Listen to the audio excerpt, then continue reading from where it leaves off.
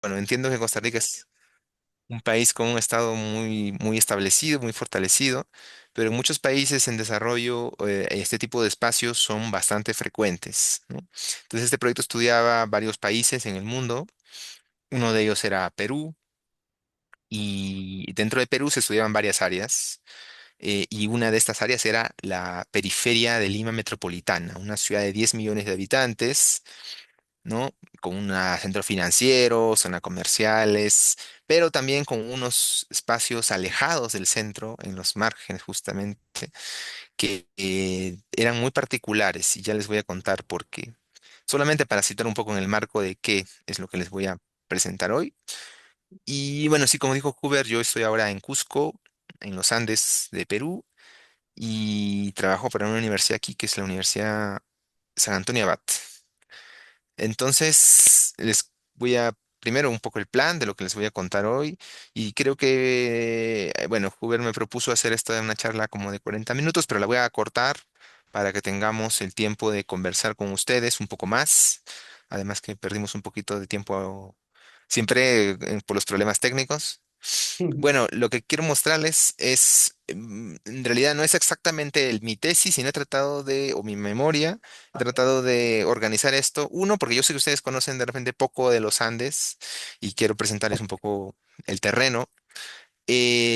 También de repente lo de la transhumancia le suena no muy cercano. A mí tampoco es que yo sabía mucho, de hecho ni sabía de la existencia de transhumancia en algunas áreas de Perú.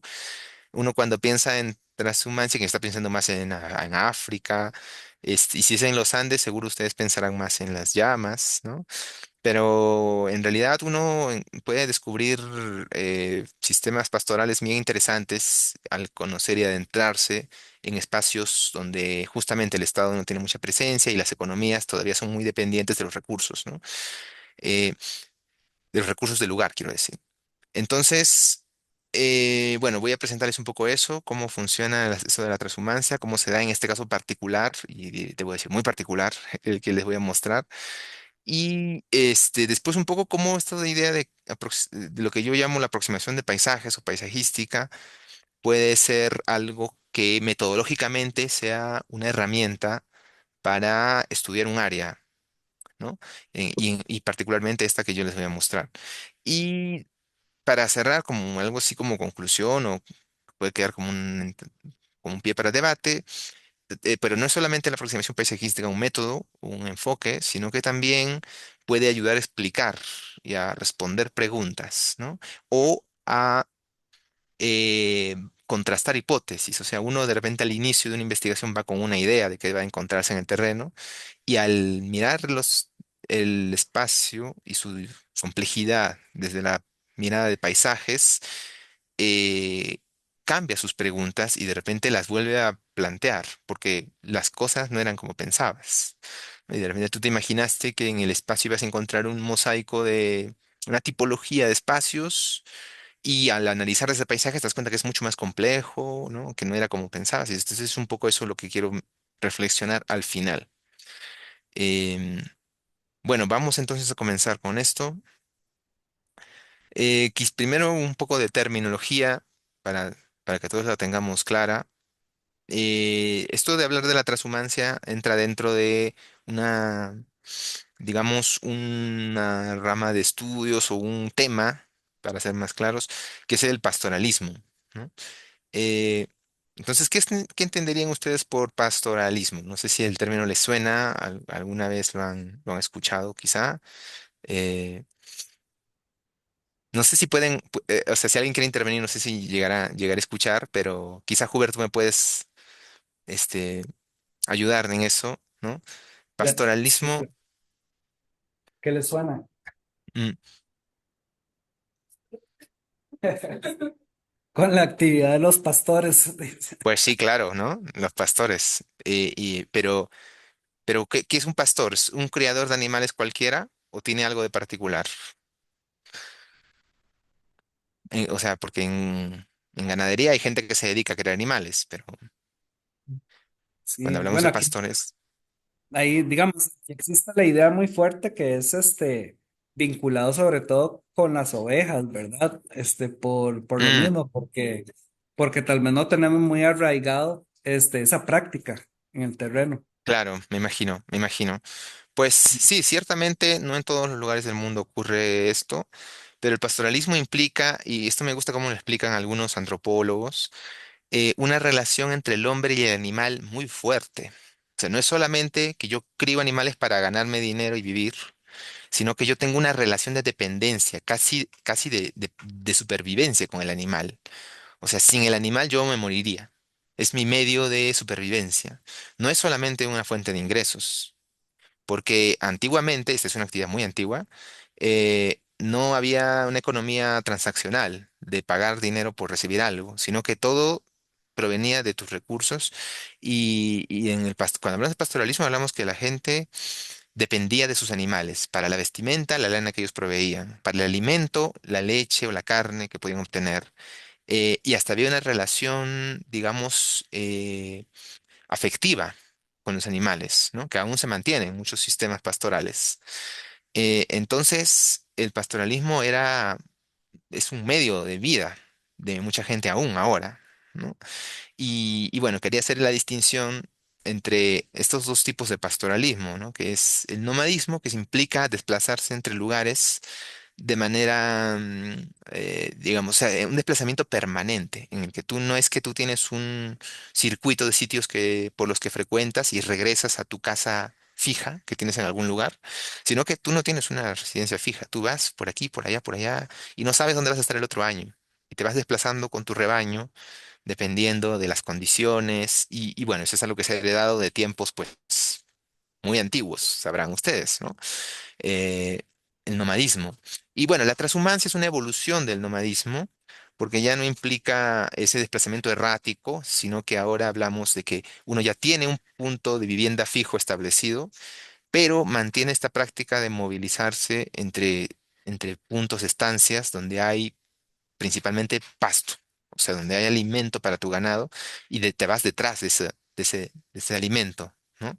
Y así tienes un circuito seguido de puntos en el año y terminas regresando a tu estancia, que es tu vivienda permanente, ¿no? Entonces, un poquito para aclarar esas cosas, quería presentar esta primera lámina, ¿no? Esto está dentro del estudio de pastoralismo, que es un estudio que abarca pues muchas áreas geográficas en el mundo y un poco es esto lo que quiero mostrar en este mapa. Este mapa lo hice a partir de una publicación en un libro que muestra un poco en qué zonas del mundo ocurren estas prácticas pastorales ligadas sobre todo a la transhumancia, ¿no? Eh, y van a ver ustedes que África y Asia son áreas donde todavía existen varias zonas de transhumancia, incluida Europa, ¿no? Donde aún hoy hay varios circuitos de transhumancia que ahora se aprovechan un poco para el turismo. Y en América Latina, bueno, la zona geográfica, el área cultural más importante son los Andes, ¿no? ¿Y por qué digo área cultural? No sé si están familiarizados con el concepto de área cultural, pero se refiere, digamos, no a cualquier zona geográfica, sino a una zona geográfica que está definida una región por unos atributos culturales muy propios, muy específicos, y en este caso están muy ligados también a- al pastoralismo, ¿no? Entonces, ¿qué quiere decir esto? Que ha habido una evolución entre las sociedades en su relación con los animales, ¿no? Como les explicaba hace un momento, una relación de dependencia que en el caso de Mongolia ha sido con los yaks, por ejemplo, ¿no? Que son estos como búfalos grandes, ¿no? Que la leche se utiliza mucho para diversas cosas de la alimentación allá, en los pueblos mongoles trashumantes.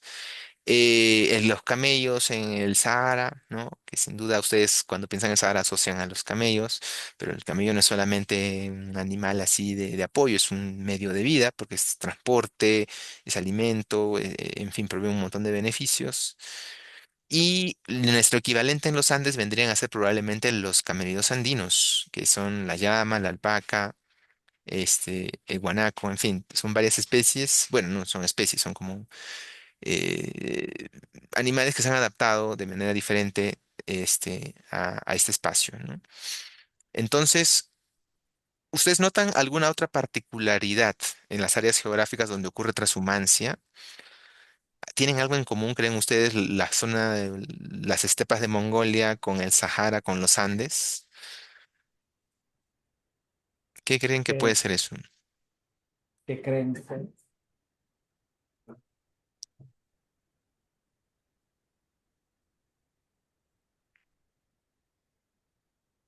No, no, por ahí no, no hay ninguna idea quizá.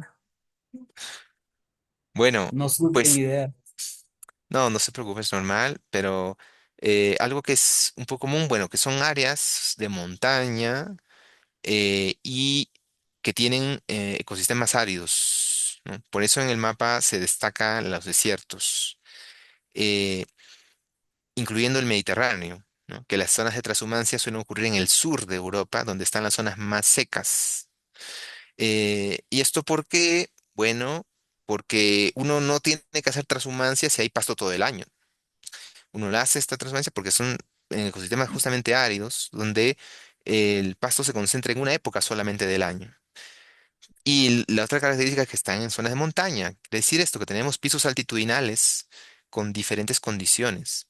Entonces, lo que pasa, lo que suele pasar es que mientras en las zonas más bajas de la montaña llueve en una época del año, en las otras zonas más altas llueve en una época inversa. Eso permite que hayan disponibilidad de pastos entre los diversos pisos en diferentes épocas del año. Es decir, yo puedo aprovechar los pastos en una época en la zona baja y cuando aquí ya no hay pastos, puedo irme a la zona alta donde todavía voy a encontrar, ¿no? Entonces, digamos que son prácticas muy dependientes de los ciclos naturales, ¿no? Lo cual puede sonar algo muy de supervivencia, pero también puede ser algo interesante porque en esta época nos toca vivir, bueno, se discute mucho sobre vivir en equilibrio con el medio, ¿no? Y miren ustedes, estos sistemas sí que lo lograron, sí que lograron vivir en equilibrio con su medio, adaptándose a las condiciones tan variables, ¿no? Entonces, por ahí que pueden ser también sistemas de los que se puede aprender, ¿no? De los que se puede, eh, digamos, extraer muchas prácticas para los tiempos que nos tocan vivir, ¿no? De cambio climático y cosas así. Bueno, entonces estas son las áreas culturales y ahora vamos a hacer un zoom sobre América Latina y sobre los Andes, ¿no? Que es la zona que voy a mostrarles. Entonces ustedes deben saber algo de los Andes, supongo. Se extienden desde el norte, Venezuela, Colombia, hasta el sur, en la Patagonia, y atraviesan América Latina por el lado hacia el oeste, ¿no? Si se dan cuenta ustedes, es una cadena montañosa que va muy pegada al Océano Pacífico y toda la parte de América Latina hacia el este, pues está dominada por ecosistemas más de llanura, ¿no? Sobre todo en Brasil, Argentina, las pampas argentinas, y en Brasil la Amazonía en el norte y bueno, más abajo el Mato Grosso. Pero entonces, eh, esto es importante porque vamos a notar que los Andes dividen las aguas que caen en América Latina en dos, digamos, en dos vertientes. Una vertiente que va hacia el Atlántico y una que va hacia el Pacífico, que es similar a lo que ocurre también en Costa Rica y en Panamá, ¿no? Eh, hay unas, supongo que hay unas elevaciones que dividen las aguas que van al Atlántico y al Pacífico. Pero en América Latina la diferencia es que esta divisoria, donde se parten las aguas, está muy pegada hacia el Pacífico, ¿no? Si se dan cuenta ustedes. Lo que quiere decir que tenemos unos ríos de un régimen muy torrentoso hacia el Pacífico, porque bajan de 5.000 metros a nivel del mar en 100 kilómetros, y unos ríos que van hacia el Atlántico, hacia el este, que tienen pues un comportamiento muy diferente, porque hablamos de ríos de recorridos muy largos, algunos de ellos navegables en la Amazonía, en las pampas argentinas, ¿no? Eh, que son pues muy diferentes, ¿no? ¿Qué otra diferencia vemos ahí en otra particularidad de los Andes? Bueno, que hay unos Andes al norte que si se dan cuenta ustedes en Colombia, Ecuador, Venezuela, que son más delgados, son como pequeños ramales. Y si ustedes ven a la altura de Perú, que bueno, ¿dónde está Perú? Aquí está Perú más o menos, van a ver que se comienzan a ensanchar. A partir de la mitad de Perú hacia abajo, comienzan a ser más anchos los Andes. Es lo que se conoce como el altiplano, porque son unas mesetas, ¿no? Unas alturas de montaña, pero que son más o menos planas, ¿no? Sobre los 4000 metros. Em, y bueno, un poco estas cosas se las explico porque van a ser importantes para que entiendan después el área específica de estudio que les voy a mostrar. También quería mostrarles este gráfico que lo que muestra es un corte de los Andes. Este es un gráfico, disculpen, que se usa mucho en los colegios, en la educación básica aquí en Perú, a los niños se les suele mostrar este gráfico para entender un poco cómo está estructurado los Andes en pisos ecológicos que nosotros llamamos regiones naturales. Y estas regiones naturales vienen por una clasificación que estableció un geógrafo aquí y hablaba de las 8 regiones naturales que básicamente estaban definidas por la altitud. Es decir, habían como pisos, ¿no? Y cada uno era una región natural. Y él hablaba de la costa como la región litoral, la que da hacia el mar Pacífico, ¿no? Y después, conforme uno iba subiendo, pasaba hacia la Yunga, la región Quechua, la Suni y así, hasta las más altas. Están ya los nevados, las cumbres nevadas. Y de ahí ya está la parte de la vertiente oriental que va hacia el Atlántico, ¿no? Que son ecosistemas más húmedos porque llegan todas las nubes que vienen del Atlántico y que son las responsables de la Amazonía, de que tengamos una Amazonía tan húmeda en toda esta zona de América Latina, ¿no? Bien, entonces más o menos esa es una presentación. De hecho, en Perú se suele hacer una distinción muy básica, digamos, del país en 3 grandes regiones. Se le divide entre la costa, que es justamente la región que da hacia el mar Pacífico, la sierra, para referirse a los Andes, a las montañas, y la selva, que es la Amazonía, que es la región con un clima tropical típico, ¿no? Como seguramente ustedes están muy familiarizados. Entonces, bueno, creo que hasta aquí espero que se esté entendiendo un poco cómo se presenta el país.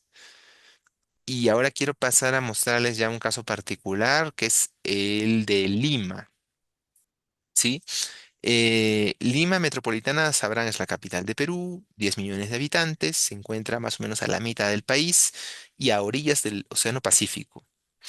Esta es una toma de Lima, pero quiero que noten lo siguiente. Yo he hecho aquí unos cortes imaginarios para notar que aquí en esta imagen podríamos distinguir 3 grandes formas. Por un lado, el litoral y el mar, que no siempre ustedes cuando busquen fotos postales de Lima, van a ver que aparece el mar y en el sector más moderno de la ciudad, que si ustedes ven hay muchos edificios, ¿no? Digamos, están ahí los barrios más acomodados, que tienen vista al mar y tienen una costa que le llamamos nosotros la Costa Verde, porque es una zona donde antiguamente llegaban los ríos subterráneos y digamos que afloraban en esos acantilados y creaban esta vegetación natural en esos acantilados antes de llegar al mar, ¿no? Em, y después de esa parte más litoral tenemos el área metropolitana, que es todo a- lo que ocupa la ciudad, y hacia el fondo, de manera un poco relegada y poco visible, están las montañas. Y ojo que no son colinas, no son pequeñas elevaciones, son montañas, son los Andes, que comienzan ahí y cada vez detrás de cada montaña hay una más grande. Y uno así va ascendiendo, ascendiendo hasta los 5000 metros fácilmente. Eh, entonces, bueno, esta foto quiero dar un poco un mensaje. O sea, como les decía, las postales de Lima suelen mostrar el mar y la ciudad moderna, pero Lima tiene una zona de montañas, o sea, Lima está al lado de las montañas que se van elevando, aumentando en elevación y que son una zona, yo siempre lo presento como un poco el patio trasero de Lima, ¿no? Creo que toda ciudad tiene unas zonas que no muestra mucho, y Lima lo que no muestra mucho es su periferia hacia el este, hacia la zona de sus montañas, ¿no? Y me resulta un poco apenante porque para mí son paisajes muy, que tienen digamos, un patrimonio, un valor paisajístico importante, pero que para el limeño promedio es algo que no, que son como zonas, se le llama despectivamente los cerros, es como que no es algo bonito, ¿no? Por ejemplo, a diferencia de Bogotá, que Bogotá en Colombia sí muestra sus cerros orientales como un espacio protagónico de la ciudad, ¿no? Y su mirador más importante en el Cerro Montserrat está en los cerros orientales. Pero aquí en Lima es muy diferente, los cerros justamente quizá por su condición de aridez, de que son muy áridos, muy secos, polvorientos, es como que nunca han sido presentados como la imagen de la ciudad. ¿M? Pero están ahí y definitivamente son espacios márgenes. Y bueno, por ahí la relación con el proyecto y el interés que tuve yo particularmente dentro del proyecto de estudiar esa zona de la ciudad, ¿no? Em, Bueno, entonces, hace un momento les mostré este perfil de colegio que muestra cómo se divide el país en estas regiones naturales. Y ahora quiero mostrarles este perfil que ya es específico de Lima y lo que está detrás, en el patio trasero de Lima, hacia el este de la ciudad. Como se dan cuenta, si ustedes ven los números que están en el gráfico, el uno es el nivel del mar, el 2 es la ciudad de Lima, el área metropolitana, que es más o menos la imagen que están viendo a la izquierda, y a partir del 3 hacia arriba comienzan a haber elevaciones, elevaciones y pisos altitudinales que van ganando en elevación, ¿no? Y he marcado además entre el número 3 y el 5 en un área que es el área que pertenece a el área que fue estudiada en la investigación que hice para esto, que era el área de una comunidad indígena o campesina.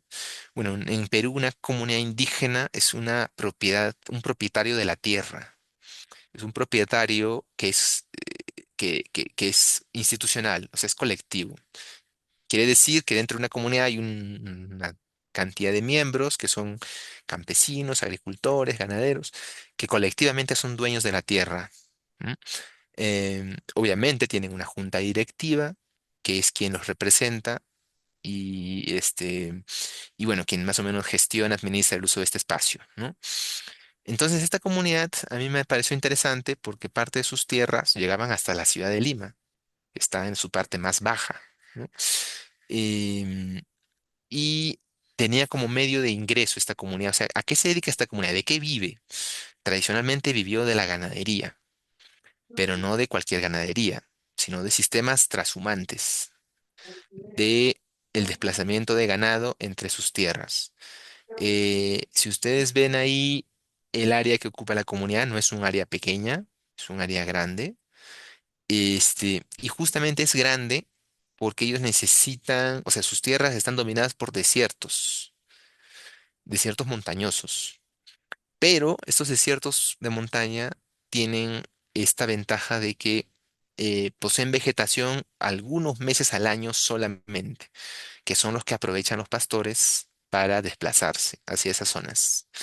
Entonces, mientras en Lima, en la zona más baja, llega la humedad del mar en 3 o 4 meses al año, en esa época, esa humedad que viene del mar hace que se creen unas formas de vegetación llamadas las lomas, que están apareciendo en el número 3 del gráfico y son aprovechadas por los pastores en esa época. Pero a la vez, lo que es el verano aquí en el hemisferio sur, que vendría a ser su invierno de ustedes, o sea, entre diciembre y marzo más o menos, es la época más seca en Lima, ¿no? No hay humedad, hay mucho sol, pero en esa época llueve en las montañas. Entonces es la época en la que los pastores van hacia las zonas altas. más o menos el punto 5 que ahí dice zona de pastizales, y hasta, bueno, más o menos dentro del punto 5.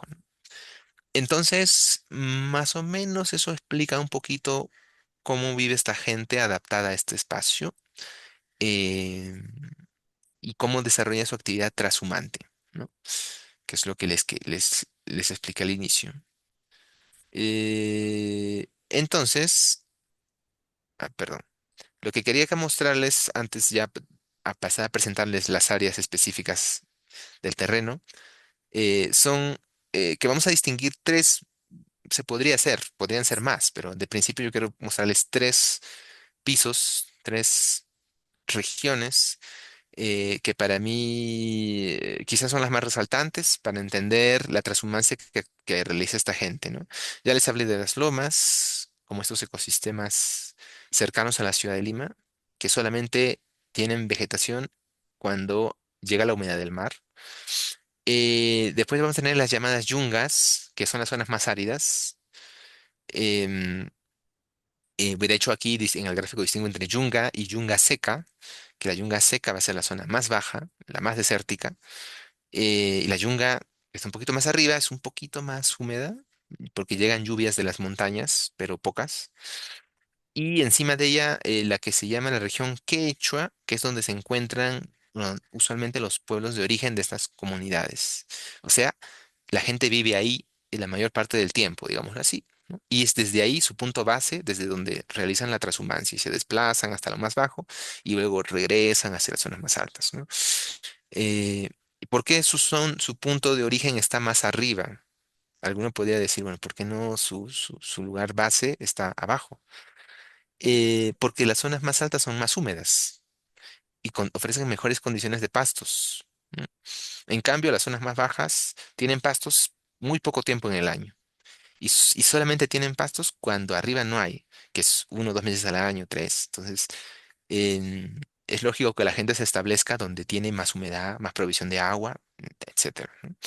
Por eso es que los pueblos están ahí, alrededor del punto 5. Y si quieren tener una idea de qué altitud hablamos, bueno, están sobre los 3.000 metros más o menos, ¿no? Los pueblos de origen respecto al nivel del mar. Em, bueno, espero que se esté entendiendo. Disculpen, no es fácil explicar un terreno cuando el público de repente conoce muy poco a salvo que quizá algunos sí ha estado en Lima, pero normalmente los tours no suelen ir por estas zonas. Sí, pero Em, sí, bueno, para conocer el contexto en realidad, porque ahí Ujú, bien, se viene destacando elementos que van a permitir ya conocer a fondo las condiciones paisajísticas también. ujú.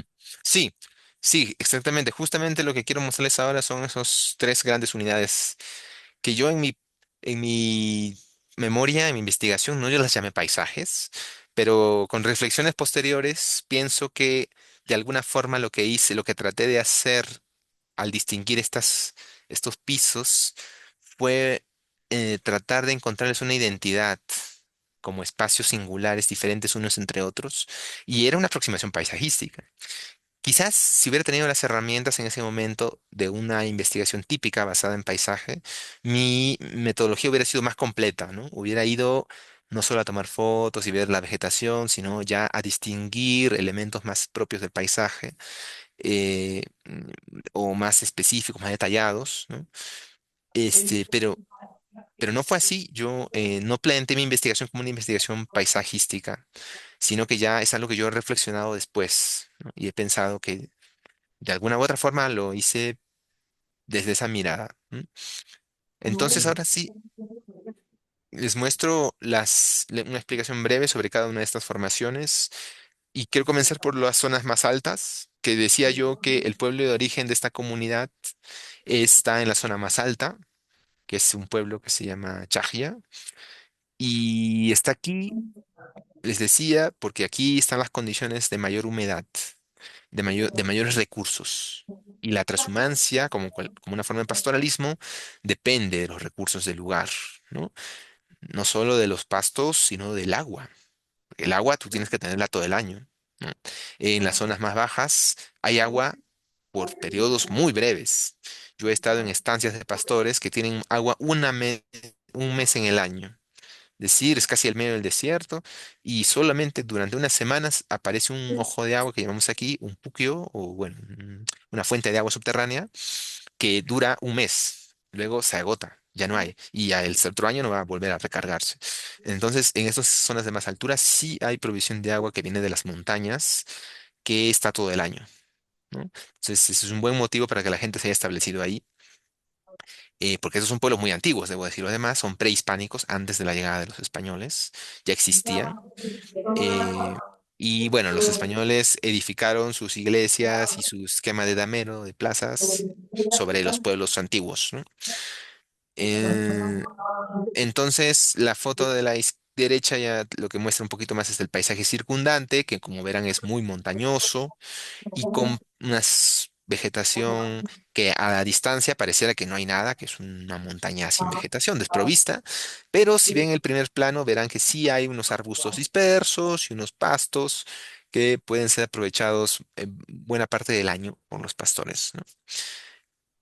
Entonces estos paisajes, bueno, nuevamente, yo no analicé siguiendo una metodología estrictamente paisajística estos elementos, entonces no analicé las texturas, colores, esas cosas, pero sí presté, sí reflexionando, pienso que se podría haber hecho y podría ser muy interesante sin identificar esto como un paisaje, ¿no? Y seguir la metodología adecuada para estudiar los elementos que hay ahí, ¿no? El siguiente paisaje es el intermedio. Esto ya es bajando un poco las zonas más altas. Y les decía que la zona más desértica, y seguramente ustedes lo notan, estas fotos son de una época, la foto de la derecha, una época húmeda, o sea, cuando llueve. Lo más verde que va a ponerse ese lugar es algo así, ¿no? Es como una estepa, más o menos. Y la zona de la izquierda, la foto sí es una foto de la zona de época seca, pero mostrando un arbolito que es el único que crece ahí, que además los biólogos están fascinados con este arbolito porque crece en medio del desierto, en fin, tiene, bueno, y además está emparentado con unos árboles muy antiguos, tiene sus cosas singulares, pero esta es una vista más o menos de este paisaje, ¿no? Entonces este paisaje es el más, mucho menos restrictivo para vivir, porque, o, perdón, mucho más restrictivo, porque tiene recursos muy puntuales en el tiempo, ¿no? Solamente están disponibles los pastos una época específica y están muy alejados además. Están alejados sus capitales, sus ciudades de origen, sus pueblos de origen, perdón, y alejados de Lima, de la ciudad, que bueno, no serán más de 50 kilómetros, pero sobre terreno montañoso eso es mucho, ¿no? Y aquí todavía no hay muchas carreteras, en fin.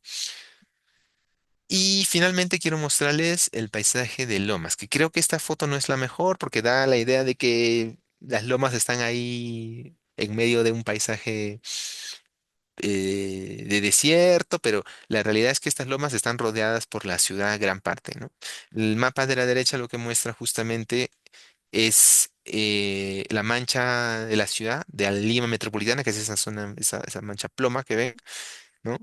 Que hacia la izquierda está el mar y hacia la derecha están las tierras de las comunidades campesinas que decía que son pastoras, que hacen la trashumancia. Y este mapa muestra un poco los recorridos que son estas líneas azules, poquito azul marino, que hacen las comunidades para desplazarse entre sus pueblos de origen, que son los puntitos más altos. Arriba ven Quipán, es uno de los pueblos de origen, Jicamar, que es otro, y más abajo está Olleros. Y todas estas rutas, yo no visité todas las rutas de transhumancia. Hay varias rutas. Cada familia o grupo de familia tiene sus propias rutas de transhumancia para no competir por los mismos pastos con sus vecinos. eh, pero las que yo visité son esas, ¿no? Y verán que de las tres que hay, la que está más al sur, que es Olleros, llega a estas manchas verdes, que son las lomas, que son las zonas donde hay pastos en época de escasez en sus pueblos de origen, ¿no? Y que están más cerca de Lima ciudad, ¿no? Entonces, esto es un poco para graficar los desplazamientos y dónde se encuentran los paisajes de lomas que en Chile me gusta cómo los llaman, les llaman, porque compartimos este ecosistema con Chile, les llaman oasis de neblina, porque son oasis de verdor, pero no son oasis porque haya una fuente de agua subterránea, el verdor viene de la niebla que llega del mar y que al precipitarse contra los Andes, al chocar contra los Andes, se precipita y crea las condiciones para que haya esta vegetación, ¿no? Entonces son las tierras que son aprovechadas por los pastores también en una época del año. Bueno, y hay una foto para mostrar también la transición de estos espacios en épocas húmeda y en época seca, y es dramático el cambio, ¿no? Es decir, en términos de paisaje, eso también es interesante, porque uno tiende a pensar que un paisaje sí cambia en el tiempo, pero no que tiene esas, sobre todo si ustedes que vienen de países de regiones muy tropicales, ese tipo de transiciones anuales época húmedo tan fuerte, pues a veces puede ser un poco chocante, ¿no? Pero se da en estos ecosistemas, sí, en estas áreas particularmente, ¿no?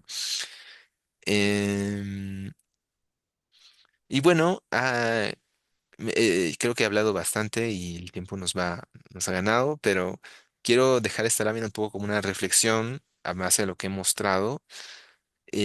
Bueno, yo no soy un especialista en paisajes, pero sí alguien que considera que la aproximación desde paisajes puede enriquecer mucho una investigación. Y creo que con este ejercicio que hice en mi máster y viéndolo en retrospectiva, tiempo después, porque bueno, yo lo hice hace varios años y después tuve la ocasión de dictar un curso de paisajes en la Universidad de San Marcos y indagué un poco más sobre el tema y me di cuenta que puede ser una aproximación muy provechosa metodológicamente, pero también en términos de explicaciones. Es decir, que usar esta aproximación puede permitir pensar mejor algunas preguntas que nos hacemos sobre los espacios. Entonces yo quiero compartir esta pregunta, que es una que me gustó mucho, en base a una investigación hecha por un experto en restauración ecológica español que vino a trabajar a Perú y él estudia los ecosistemas de lomas, que son uno de estos paisajes de transhumancia que les estaba mostrando, ¿no?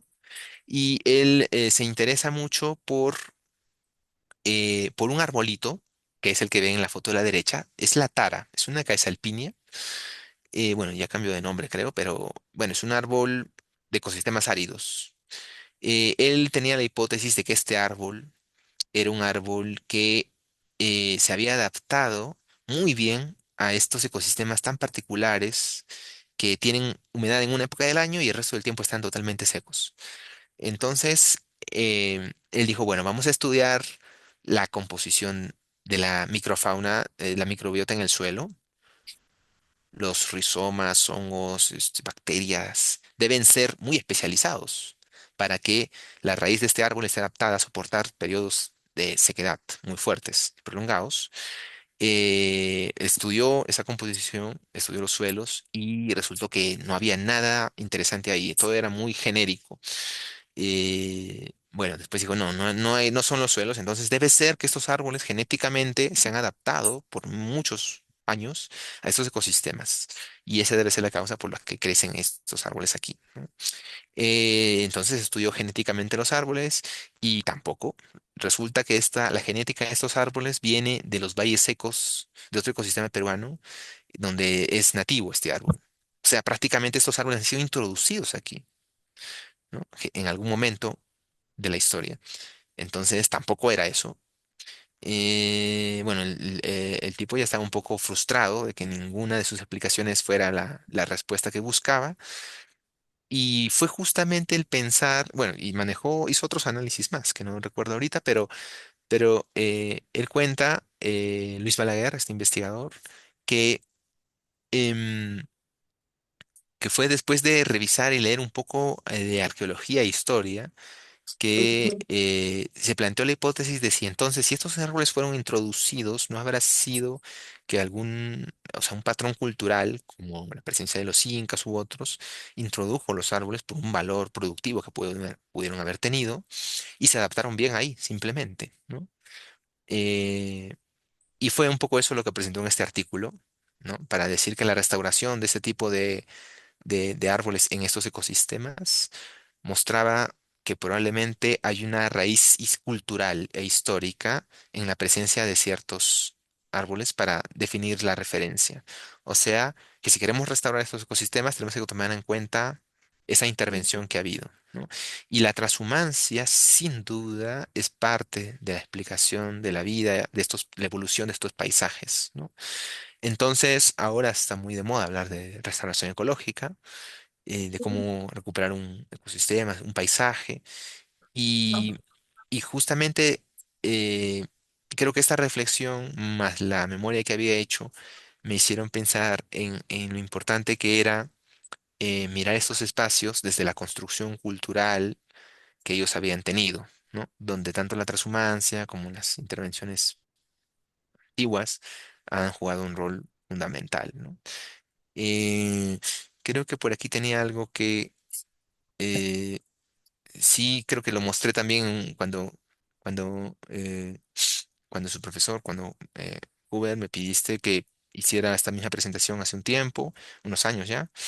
y era esta idea de que, bueno, sí, los ecosistemas, como los pensamos, resulta que han tenido unos años de intervención.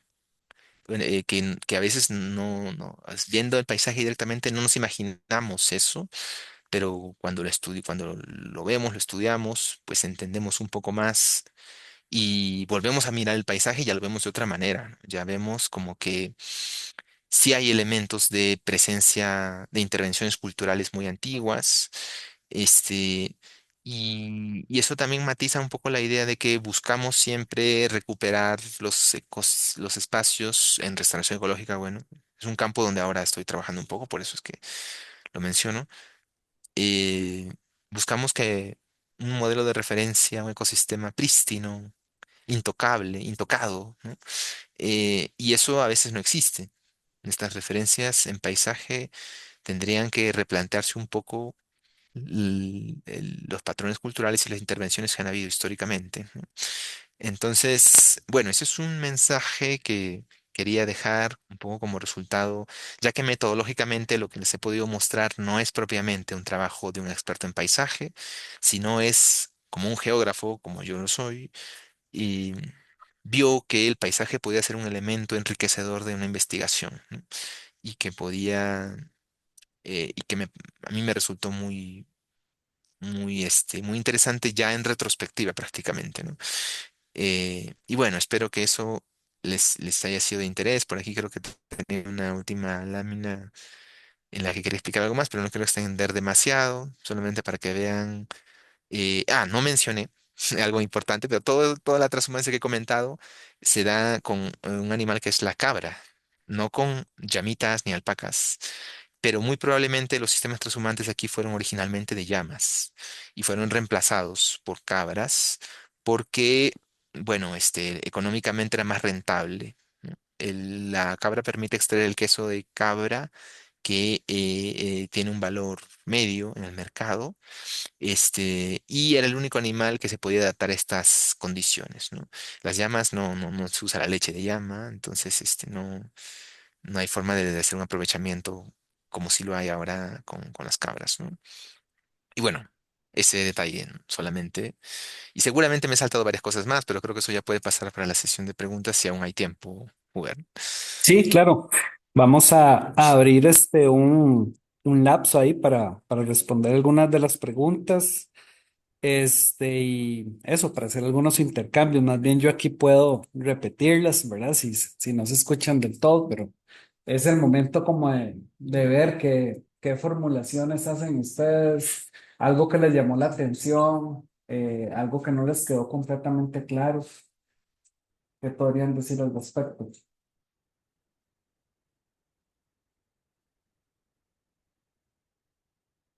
Mientras van formulando de repente algo, José, yo quería preguntarte por cómo se va posicionando, digamos, este tipo de paisaje en el marco de la valoración que está haciendo, digamos, un turista de proximidad en Lima Metropolitana, ¿verdad? Si están convirtiéndose hoy día como en un recurso donde va más allá de esa vinculación fuerte, ¿verdad? Con la transhumancia para dar paso a otro tipo de actividad como es la cuestión turística y si ha tenido eso algún impacto también en la población que vive de la actividad de la transhumancia.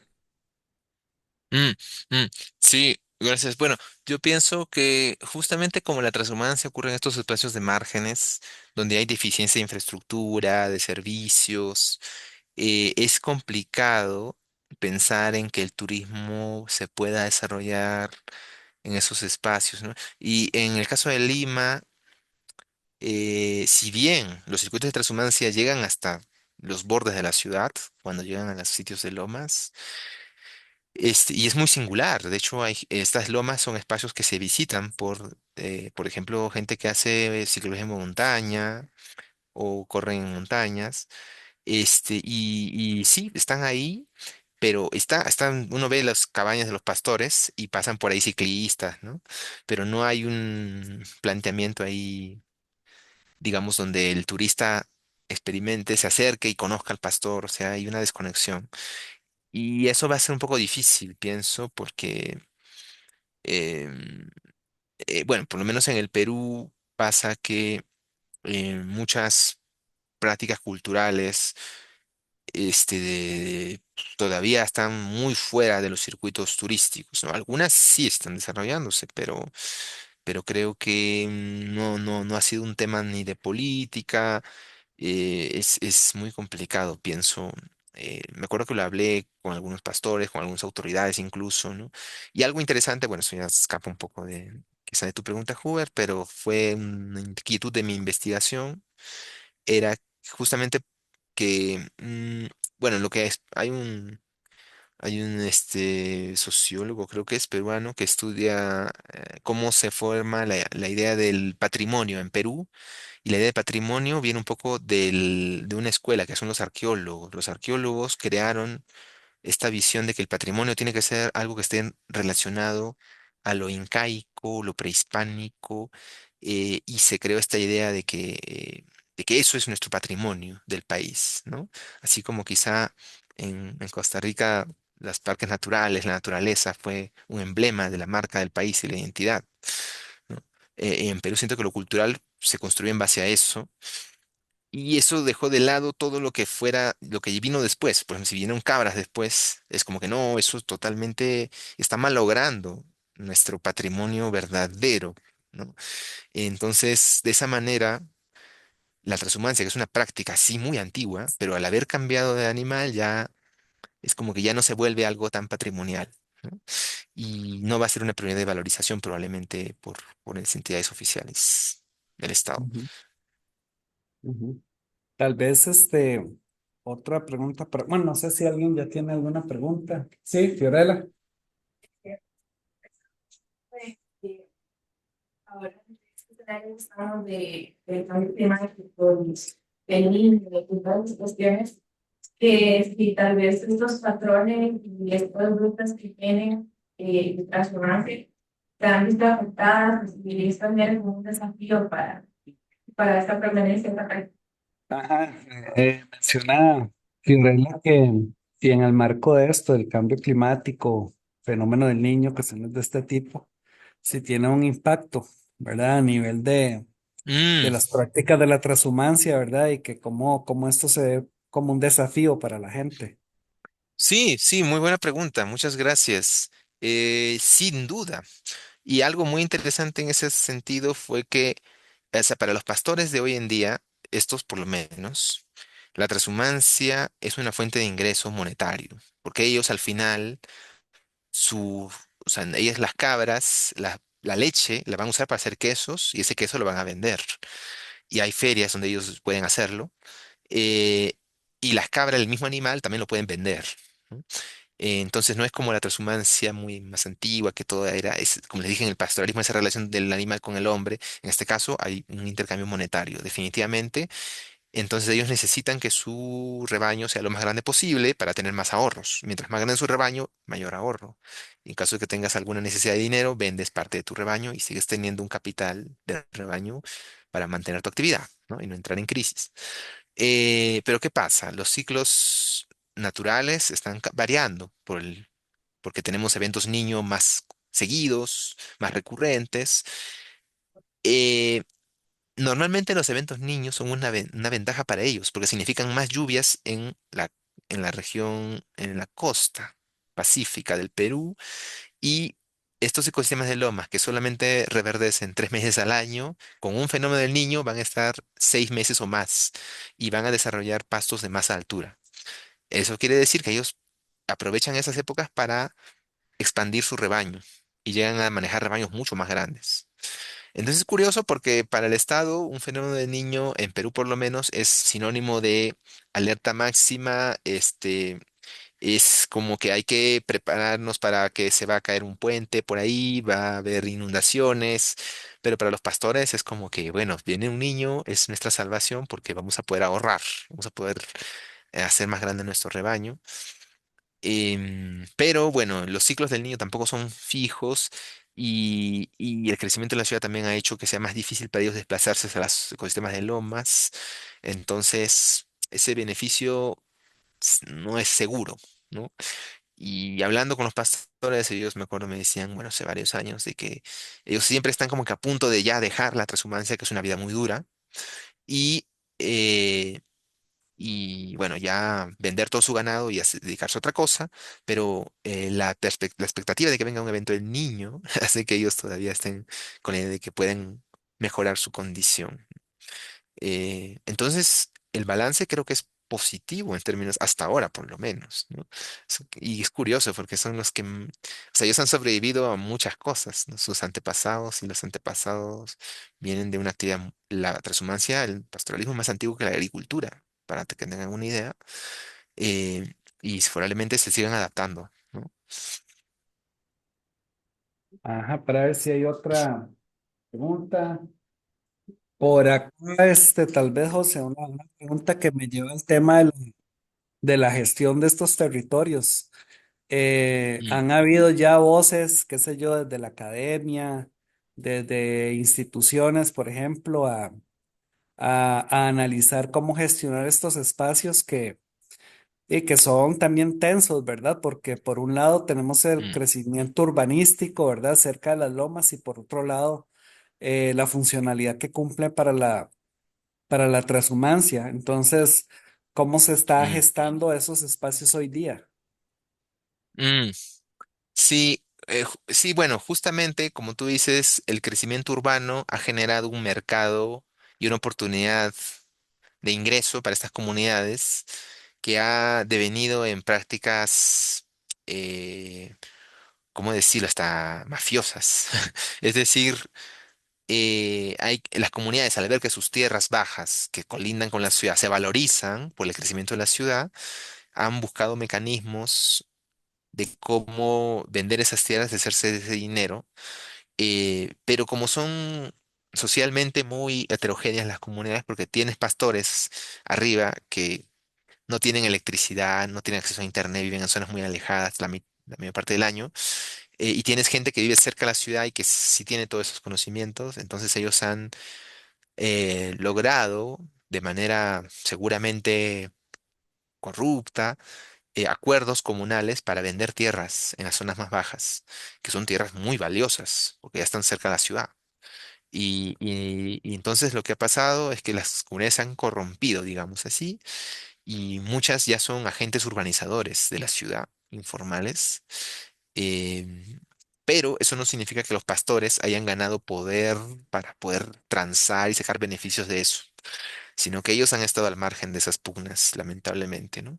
Y al final sí se han visto más afectados, porque esas tierras muchas veces son tierras posibles de pastos en épocas de escasez que ya no las tienen disponibles, ¿no?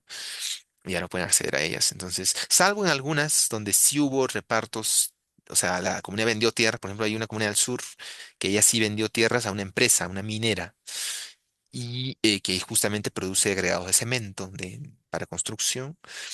Y en ese caso sí la tierra fue, el dinero de la venta fue repartido entre todos los comuneros, cada familia, y tú vas a esa comunidad, ves ese pueblo y ves unas viviendas enormes, ¿no? Unos edificios en medio de un pueblito, en medio de una zona rural, como que con grandes construcciones, ¿no? Sin duda es parte del beneficio, pero no fue un beneficio bien canalizado, ¿no? Porque su actividad sigue siendo al margen. Ujú. José, tal vez para concluir con esta pregunta, porque creo que es del interés de todos nosotros. ¿Cómo ha evolucionado allá en Perú desde la perspectiva tuya los temas de paisaje? Es algo, por lo menos desde la geografía, que hoy viene siendo fuerte, que se utiliza a nivel metodológico de análisis. Eh, si se dejó por un tiempo, si se está retomando, porque más o menos el panorama de nosotros es que ha estado presente conceptualmente, pero inclusive como por un lapso de 7, 8 años desapareció el curso de la malla y hoy lo recuperamos y digamos, y este curso estamos inaugurando nuevamente el tema en geografía. Entonces, quería conocer un poquito cómo es la perspectiva tuya con respecto a los posicionamientos del paisaje en el marco de los análisis geográficos en Perú. Mm, Bueno, creo que no puedo hacer un balance exhaustivo, es decir, no puedo hablar en términos de toda la escuela aquí, pero en general diría que no es una escuela todavía desarrollada. Es decir, eh, no ha habido una discusión amplia sobre el concepto, sobre su utilidad. Ha habido intentos tímidos, diría, de posicionarla en políticas públicas o en discusiones académicas, pero ha sido muy aislado, como una tendencia que esté floreciendo, que esté creciendo. No, no, no, yo sí diría más bien que han sido sí, iniciativas aisladas que aparecieron, desaparecieron. Y que es un poco propio de cuando un tema recién está en una etapa muy inicial de discusión. Sin embargo, yo creo que eso es una oportunidad porque sí que es un tema relevante y para países que tienen componentes de desarrollo ligados al turismo, ligados a valores culturales, como en el caso del Perú, yo creo que es una herramienta fundamental de análisis. Por ejemplo, aquí se ha discutido mucho sobre ordenación del territorio pero cuando se habla de ordenación del territorio, casi nadie hace alusión al paisaje, que vendría a ser un componente fundamental. Por decirlo, en Cusco, gran parte del turismo se basa en los paisajes. Los paisajes son parte de los productos turísticos, pero el Ministerio de Turismo tiene una visión del recurso turístico como un puntito, ¿no? Es como, ok, aquí hay una zona arqueológica, no sé, este es el punto turístico y no el paisaje en pleno, que tiene unos componentes que tendrías que asegurarte su conservación si quieres mantener el estatus de ese lugar, turísticamente hablando. Entonces, sí hay una necesidad, pero siento que la respuesta todavía está ahí, lo cual es una oportunidad. Hemos tenido expertos españoles que han venido aquí y toda la gente les escucha deslumbrados, ¿no? Pero ¿por qué no crear una escuela propia? Bueno, es algo que tendrá que hacerse y seguramente se tendrá que hacer pronto, porque si no, va a generar un problema para el desarrollo futuro. Esa es mi visión, pienso. Y solamente los arquitectos y urbanistas también han estado desarrollando la visión y creo que son aliados un poco en lo que se está haciendo. Ujú. Sí, también un poco aquí hemos visto esa vinculación desde otras escuelas de pensamiento también. Eh, Mm. bueno, yo creo que yo quería agradecerle, José, por la participación, siempre por la anuencia de compartir con la Universidad de Costa Rica, pero también yo sé que están en un día feriado allá en Perú hoy y aún así sacó un ratito para compartir con nosotros y mostrarnos la manera de trabajar, sacarnos un poco de nuestra rutina paisajística, ¿verdad? De conocer de la transhumancia y de otros lugares de América Latina.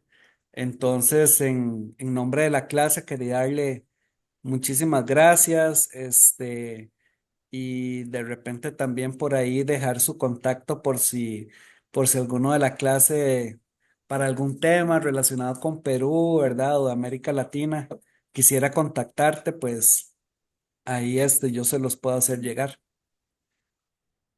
Sí, gracias también, Huber. A mí me gusta siempre participar en estos espacios, me permite volver a pensar cosas que he hecho, volver a plantearme preguntas, siempre un tema visto en el tiempo.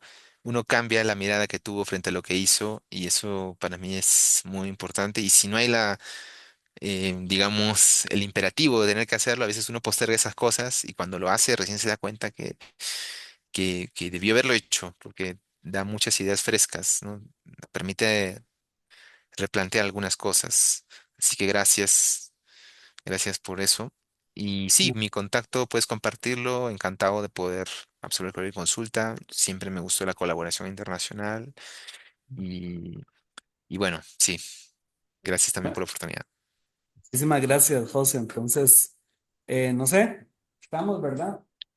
Hasta luego y ahí luego te paso la grabación de la clase también para que lo tengamos por ahí. Vale, muy bien. Hasta Muchas gracias y luego. que les vaya muy bien. Chao, chao. De la clase. Chao, José. Gracias.